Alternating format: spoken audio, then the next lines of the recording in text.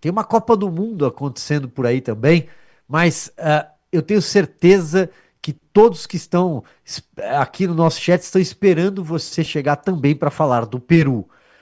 Todos os olhos voltados para o nosso vizinho aqui. Coloquei até uma imagem aqui da Keiko Fujimori, do Roberto Sanches na tela. Talvez a eleição mais acirrada que se tem notícia no nosso continente, PH. Quero ouvi-lo sobre o futuro do Peru, os desdobramentos, o desfecho dessa eleição voto a voto. Muito bem, Silvio. Eu tô até falando contigo aqui, atualizando, né? Porque realmente está voto a voto.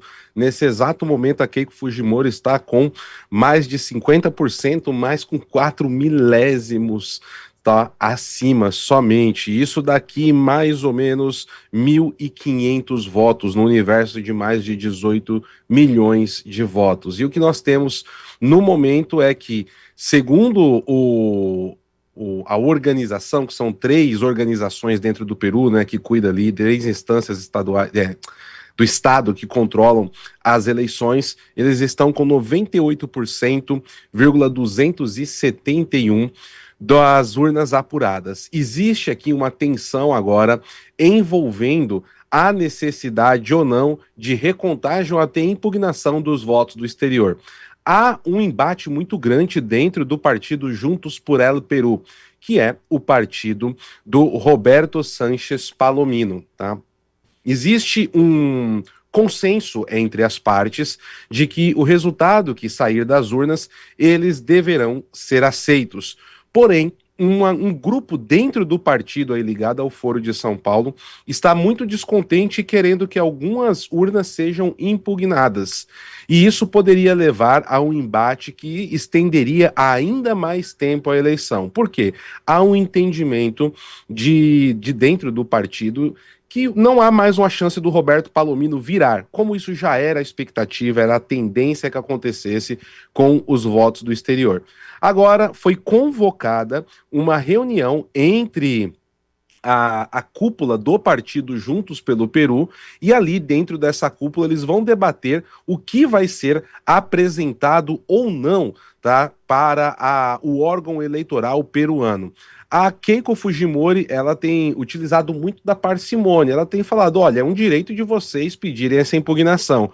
Não vejo o porquê isso seria feito. Mas a confiança, né, no Força Popular ou Fuerza Popular, que é o partido fundado pela Keiko Fujimori, tem ali uma certeza grande de que eles vencerão a eleição, sim, por uma margem extremamente apertada, mas essa é a situação de momento, meu caro.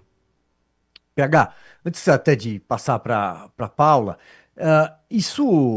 uma confirmada uma vitória da Keiko Fujimori e com a eleição na Colômbia se aproximando do seu desfecho também, temos aí a segunda rodada, o segundo turno em breve, com o Abelardo de la Espriella hoje talvez favorito.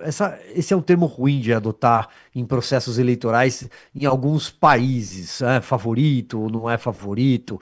Mas o ponto é, confirmada uma vitória da Keiko e a eleição na Colômbia muito próxima.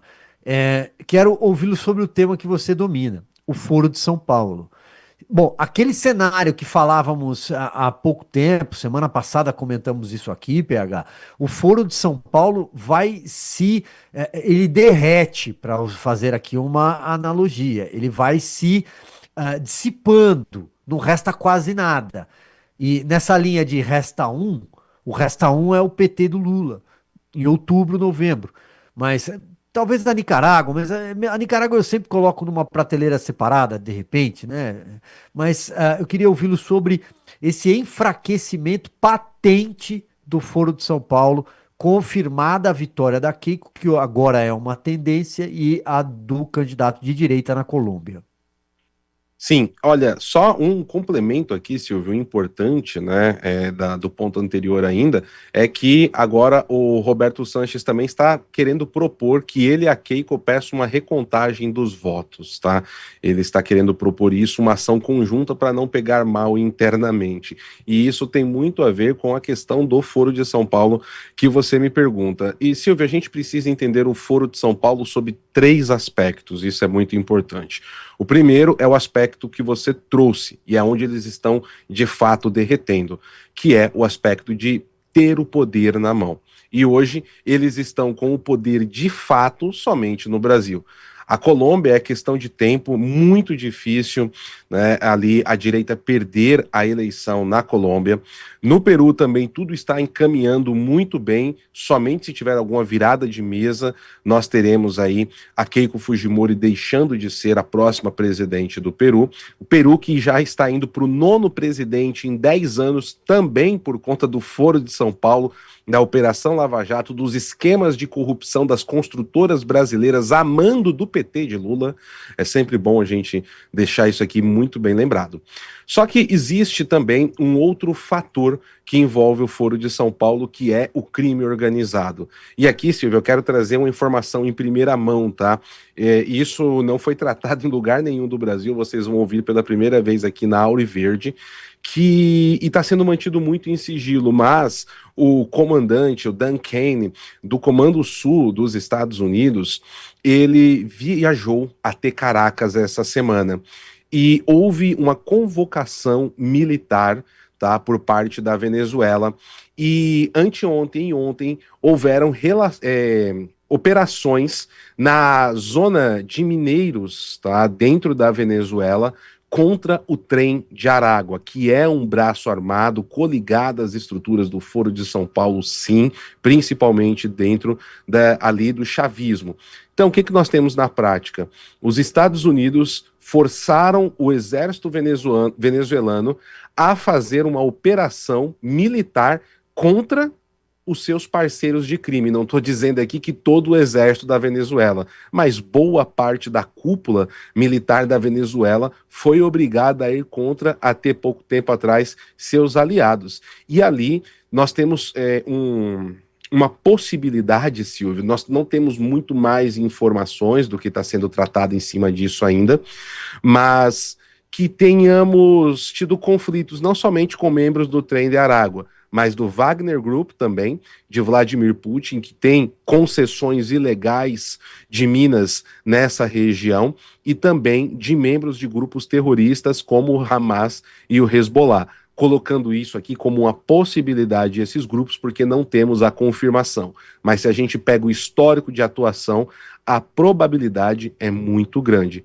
Então nós temos essa situação onde tem toda a estrutura do crime organizado, Comando Vermelho, PCC, que não atuam diretamente com o Foro de São Paulo, mas indiretamente são braços auxiliares, Trem de Aragua, Cartel de Los Soles, Cartel de Sinaloa, Cartel Jalisco Nueva Generación, são tantos os grupos que estão sendo fragmentados. Cuba está numa situação muito complexa também. Só que existe uma terceira vertente do Foro de São Paulo, que essa aqui é o ponto que eu acredito que a gente também deva prestar atenção, porque o Foro de São Paulo começou por ela. É a organização política dos partidos de esquerda, dos seus objetivos, sem o poder na mão. Foi assim que o Foro de São Paulo começou e foi assim que eles tiveram o alcance que eles tiveram. Então, todos esses braços, os outros dois braços, eles podem cair. Esse não vai acabar. E aqui é o ponto. Não é tão simples acabar com o Foro de São Paulo por conta desse ponto central. É esse ponto que pode fazer eles se aglutinarem novamente, se reestruturarem e daqui 5, 10, 15 anos, talvez estar aí novamente tomando o poder no continente. A tendência é que agora eles enfraqueçam muito e ações precisam ser feitas. E eu acho que tem três principais nesse momento, tá, Silvio, para que isso aconteça. A primeira, Keiko Fujimori vencer no Peru. A segunda, De La Espriella vencer na Colômbia. E a terceira, não preciso nem dizer, nosso público é inteligente e já sabe. Tirar Luiz Inácio Lula da Silva, né, do poder no Brasil. E ao que tudo indica, será com Flávio Bolsonaro, que é o candidato que tem condições de tirar Lula do poder hoje com o apoio da população brasileira. Então, meu caro, essa é a situação mais de curto prazo para encurralar ainda mais a estrutura criminosa do Foro de São Paulo, que ludibria muito bem. Só para fechar o comentário, Silvio, eles possuem um outro braço muito bem estruturado, mas que passa por você estar no poder, que é os fóruns internacionais de debate, como a CELAC, que eles criaram e que está sendo corroído pelo escudo das Américas do Trump.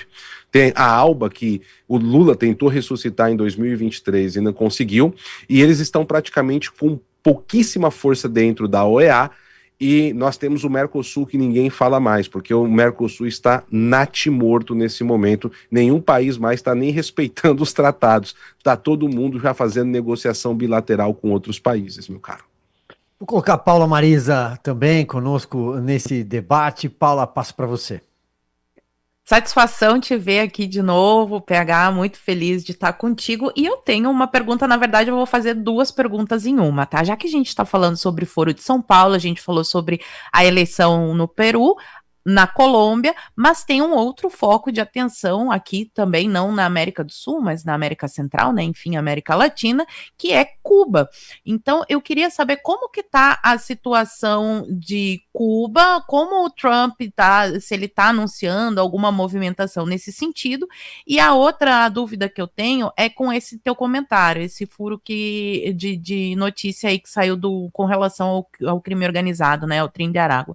A gente viu também aqui no Brasil, semana passada ou essa semana, se não, alguns dias atrás, uma matéria falando que agora a Polícia Federal vai combater as milícias e o Comando Vermelho com a ajuda de Alexandre de Moraes.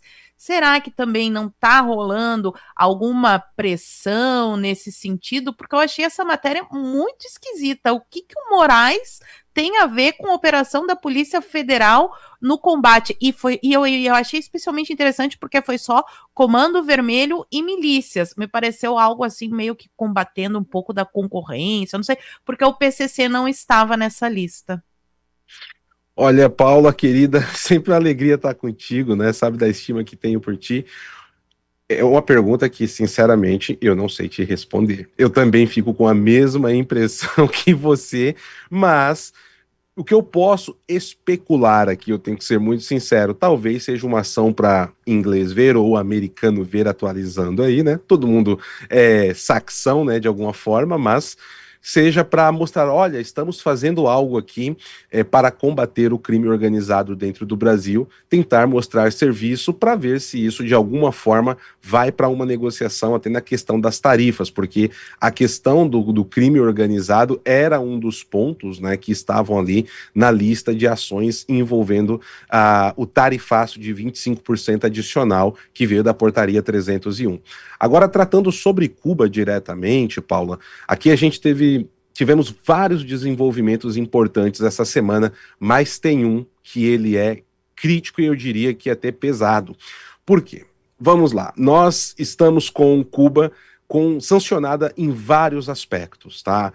De janeiro até a semana passada, as sanções elas eram somente ali praticamente a Gaesa e o setor petrolífero. Então, todos os outros tipos de serviços que sustentavam o regime continuavam funcionando dentro de Cuba. Mesmo que ninguém estivesse indo a turismo, o departamento de turismo estava funcionando, minérios estava funcionando e tudo mais. Nós sabemos que a maior parte da indústria energética, assim, ou melhor dizendo, né, para a parte de energia elétrica de Cuba funcionar, depende do petróleo. Só que uma parte também é a carvão. Os Estados Unidos sancionaram, então, o setor de turismo, sancionaram o setor, a empresa que cuidava de muito dos ativos econômicos e de investimentos dentro da ilha e a parte de minérios. Então, agora ninguém pode mais nem vender carvão para Cuba, Paula, só para nós termos aqui uma noção bem clara, sem falar de outros tipos de minério. Está acontecendo um estrangulamento total da economia cubana nesse momento, e mais do que isso, nós tivemos recentemente 2 visitas de pessoas importantes dos Estados Unidos.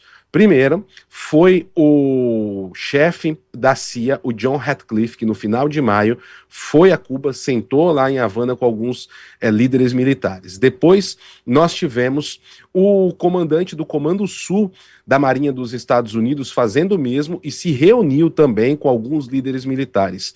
Só que anteontem, nós tivemos uma cena inusitada que manda um recado diplomático aqui, que eu disse, muito forte. Nós tivemos, então, anunciada a visita do secretário da Guerra americano, o senhor Pete Hegseth. Ele foi com um avião oficial, né, da Força Aérea Americana, toda a identificação com o selo da presidência, tudo bonitinho. Abriu-se a porta do avião.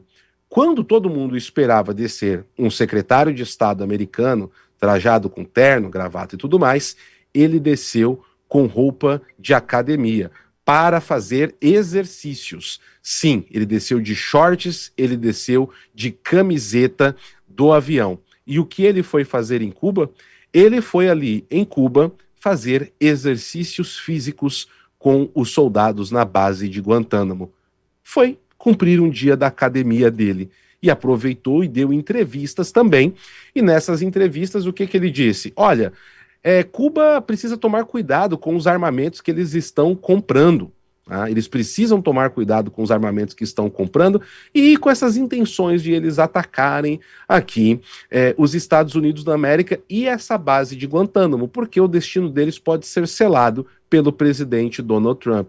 E o futuro de Cuba está na mão do presidente Donald Trump e dos atuais governantes que precisam tentar ali, de alguma forma, entrar em acordo com a administração Trump.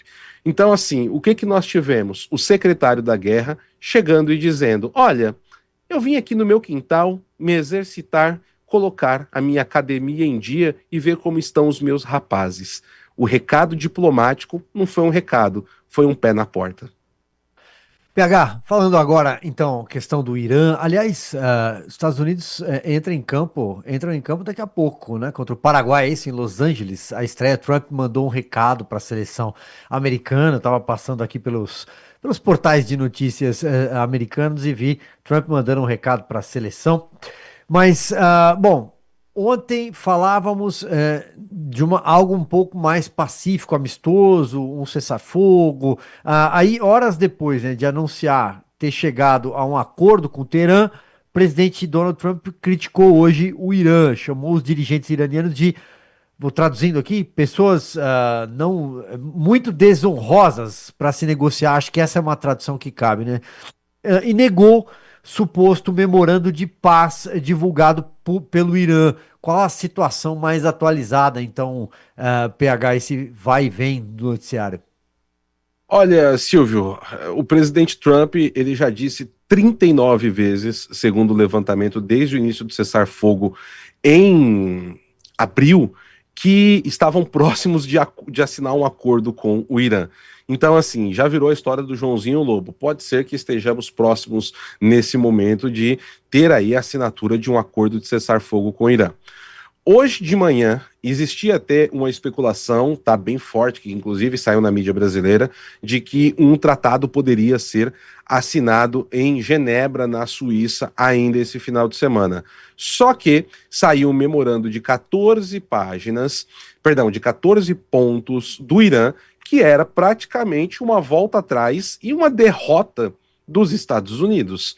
Era 12 bilhões em dinheiro no ato para o Irã, depois 12 bilhões quando tivessem o fechamento da questão de como tudo iria acontecer, os Estados Unidos pagando 300 bilhões em reconstrução do país.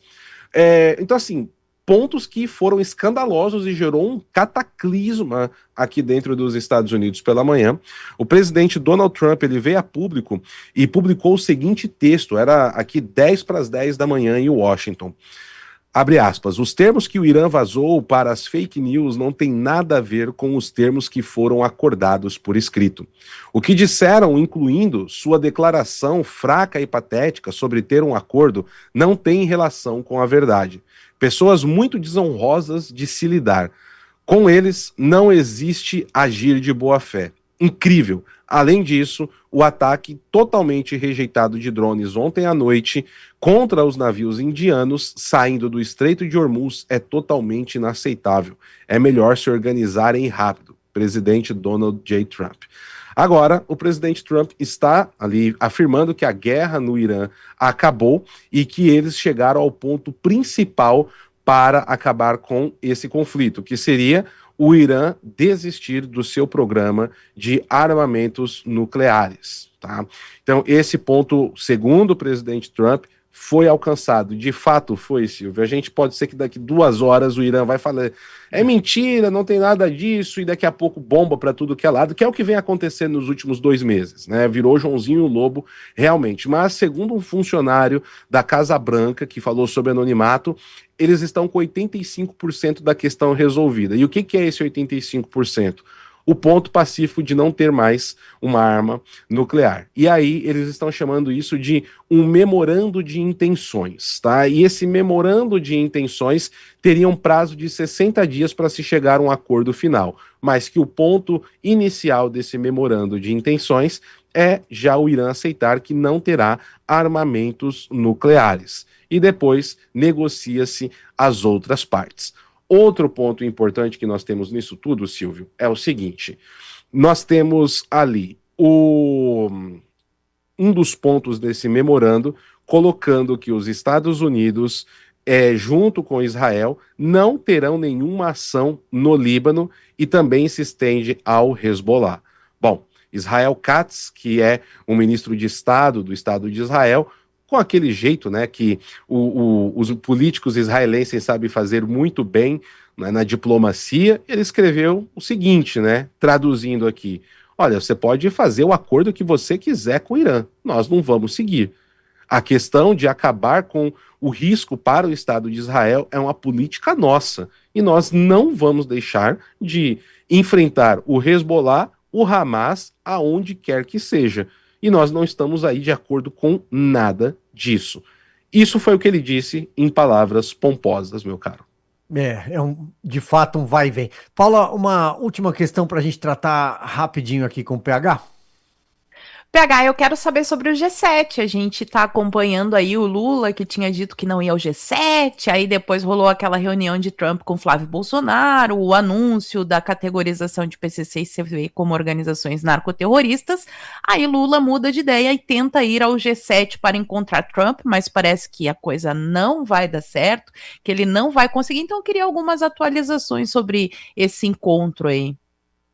Olha, na verdade, Paula, nós temos poucas informações sobre, mas o que nós temos é que houve sim esse pedido para um encontro entre Lula e Donald Trump, e a informação inicial é de que Donald Trump não estaria ali à vontade ou com disposição para encontrar Luiz Inácio Lula da Silva.